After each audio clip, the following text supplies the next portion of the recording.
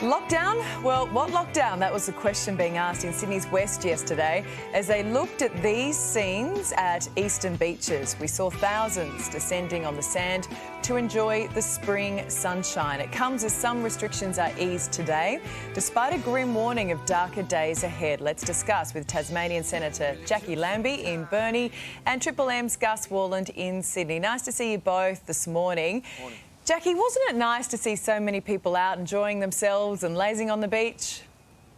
Oh, look, it is lovely to see that, but I just have to ask what is that going to look like in a month's time? So, you know, the medical experts have said being outdoors is a great idea, you know, and the rest of us, when we've been told exercise, it's masks on, and then you're watching Sydney, who's about to enter into its worst month with COVID, out there doing this. So I just don't know. I suppose the rest of Australia is watching New South Wales to see where all this ends up in the next 2 to 3 weeks. And I suppose there's not much more we can do about that. But look, I know that people are sick of lockdowns. You've really got to feel for those Victorians more than anything. So I guess we're going to see what comes out of it. I don't know what else to say, to be honest with you. Yeah, I mean, Gus, you're saying that you don't get much transmission outdoors, and you can't blame people for wanting to get out. But if you are stuck in lockdown in Sydney's West, you're wearing the brunt of this. It's tough to see those pictures. Oh, absolutely. I understand exactly what happened in the east yesterday, and, you know, they probably jumped the gun 24 hours, but the weather was incredible. And, you know, I think people have got to understand how tough it has been in Sydney, you know, in this lockdown and the real uncertainty around it. So they just saw an opportunity, and whether or not it was, you know, actually social distancing or not, I'm not 100% sure. Certain angles showed that they had plenty of room between each other, and other angles obviously didn't look that way. But if you are out west, and I know plenty of people that contact me that are, Ali, you know, it's the worst possible thing for them to see. You know, a lot of those local councils have shut down basketball hoops and areas where they can just go to the park and play for an odd hour. They're getting hammered, and they look at other areas. It's not perfect, but yeah, I can totally understand why they'd be really upset, and it's knocking them around, that's for sure. Yeah, I mean, I was talking to my sister yesterday, and it seems like that when they're doing the right thing in Western Sydney, that just it's so deflating. It's like we're doing the right thing, and it looks like those in there, there's a different set of rules. Hey, look, one comment too that raised a few eyebrows yesterday. Gladys Berejiklian stepping back from the daily COVID update, as we know, outlining when she will pop up next.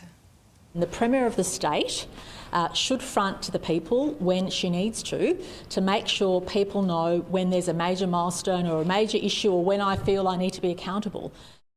So, Jackie, I mean, I was actually okay with the idea of losing the daily media conference because I think it does cause people a bit of angst, but the Premier deciding herself when she should be accountable, I mean, how'd that sit with you?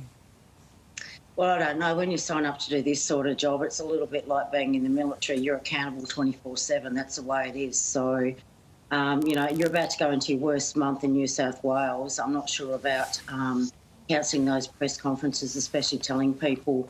I think it's a good indicator if it's spreading in communities and things like that, that she get out there and let them know about that and get on the front foot with that, so people actually know what's going on. You're going to have to keep a pretty tight squeeze on what's going on in New South Wales. So I'm not sure. With me, I think she should just stay with those daily press conferences for the next month until things settle down a little bit over there, just to see where we're going. Yeah, I mean, Jackie raises a good point there. You know, the worst is still to come, Gus. I know that Daniel Andrews earned the title dictator, Dan. Is Gladys trying to steal his thunder?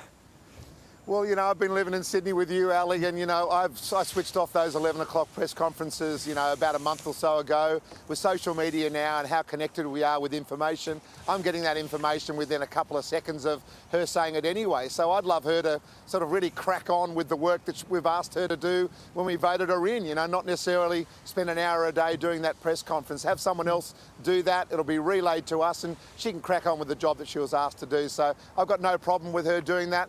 I did have a problem with that last sentence, like you said. I think she was right on the money until she said the accountability bit. Like Jackie said, 24/7 in this job, and it's a difficult job. No doubt she's tired, and I'd give her a pass mark overall. I think she's done a great job, but, yeah, she's got to be accountable 24/7, and she knows that as well. She'd probably, having a time back, she wouldn't say that last little part of that sentence. Yeah, look, and I think all of our leaders are feeling the pressure at the moment. I think we definitely saw that with Daniel Andrews yesterday. He appeared, well, blindsided when he was mid-media conference, learning for the first time that 400,000 additional jabs were bound for Victoria. Take a listen. This is fantastic news. Maybe while I've been talking to you, there's a missed call on my phone. There's a bit of angst, isn't there, Jackie?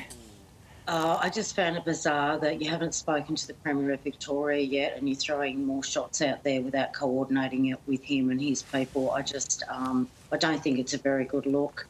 You can say whatever you like about Dan. Look, I think Victoria's been kept very safe. It might have been in lockdown 6 or 7 times, but they've been doing the right thing until we can get these vaccinations rates right up. So for him, and he has stood out in front of those press conferences every day apart from when he was hurt. So I just think it's bizarre that the Prime Minister hasn't picked up the goddamn phone and spoken to Daniel Andrews. Do the respectful thing and do it. And if you're going to deliver those shots so they can get coordinated and organised.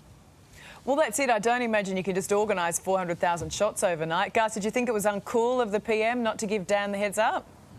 Absolutely. Communication is absolutely key, especially amongst our leaders. It was such a huge country, and what's happened to that Team Australia that Ali, you, me and Karl, Jackie was on with us 18 months ago talking about how that we could be Team Australia. We seem to be team whoever you are now and let's look after ourselves, and it's just no good. So come on, Scotty from Marketing, lift. Give the bloke a tingle and let him know what's going on. It's all for the good of the country and opening ourselves up again. The dramas we are having with our mental fitness at the moment, the dramas we're having as a nation, let's step up and all communicate together and get through this the best we can and get open again. We can't have people not communicating such important bits of information. Come on. I felt like that needed to be delivered with music, Gus. It was so poetic and it was spot on, I felt. And hey, look, Jackie, I want to ask you this too, because we know as our vaccine rate charges towards that magic 70 to 80% target, the PM has signalled moving forward that we are a nation of the haves and the have-nots. So, Jackie, picnics, parties, restaurants, hotels, travel, holidays, international flights, if you're jabbed. If you're not jabbed, you're excluded. Does that raise any concerns for you? Yeah, it raises concerns that we haven't done any legislation in Canberra to cover either the employers or the employees. So, if the employers are worried about their employees and want them to have the shot so they get less sick and hopefully not as contagious, where is their stance? This is a really, really cloudy area. It's very, very grey, and I think we're going to have to put some legislation through to make sure that nobody's getting sued, because this is where we're heading. And this is a really good point you raise here, Jackie, and I'll put this to you too, Gus. I was talking to my local cafe over the weekend. That whole idea, you've got a lot of people who don't want to get vaccinated, have very strong opinions about that. If it's going to be on cafes, restaurants, hospitality, retail to enforce the rules, to say to someone, no, you can't come in, it is going to get very ugly. Mm-hmm.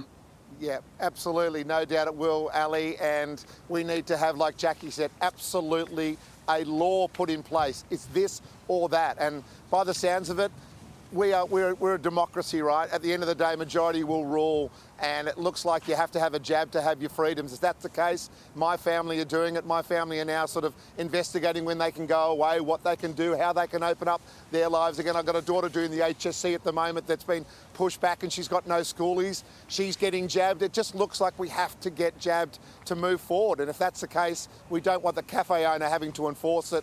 We need a law put in place. And it's not a perfect world, but it's what we're living with at the moment. And I wish it wasn't the case, but I think that's the way it just is. And so the message from both of you this morning, Scotty from Marketing, just step it up a little, huh? Lift, brother. Lift, brother. They're the words. I got it wrong. Lift, brother.